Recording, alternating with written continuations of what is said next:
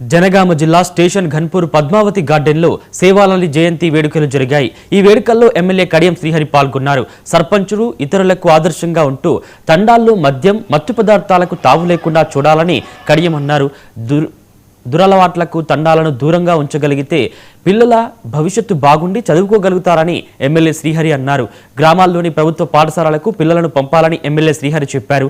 Belt షాపులు నడిపించే సర్పంచులు ఎవరైనా ఉంటే వారి పదవిని రద్దు చేయిస్తానని కడియం హెచ్చరించారు। శివాజీ విగ్రహం నుండి జరిగిన గిరిజన ర్యాలీలో ఎంపీ కడియం కావ్య పాల్గొన్నారు।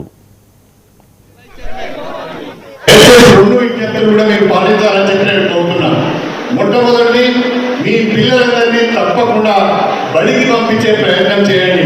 ఆ బిడ్డలు చూడండి ఎంత బాగున్నారో, చక్కగా గురుకుల పాఠశాలలో చదువుకుంటున్నారు, చక్కటి విద్యను అందుకుంటున్నారు।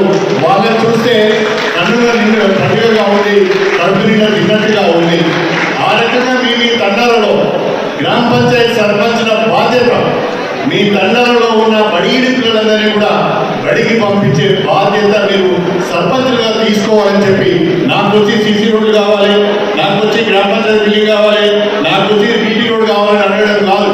నేను మొట్టమొదటి ప్రశ్న మీరు అడిగేది ఏంటంటే, మీ గ్రామంలో ఉన్న బడిగిడి పిల్లలందరూ బడికి పోయిందా లేదా, వాళ్ళని బడికి పంపిస్తేనే మీకు శాంక్షన్స్, లేకపోతే ఏమి అని దయచేసి మీరందరూ ఈ విషయాన్ని గుర్తుపెట్టుకోవాలని చెప్పి నేను ఈ సందర్భంగా తెలియజేస్తున్నాను।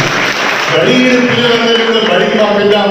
ఏ బిడ్డ ఏ రకంగా మట్టిలో మాణిక్యం లాగా ఎదిగి వచ్చి ఎవరు ఎమ్మెల్యే అవుతారో, ఎవరు ఎంపీ అవుతారో, ఎవరు ఆర్డీఓ అవుతారో, ఎవరు మన కోవి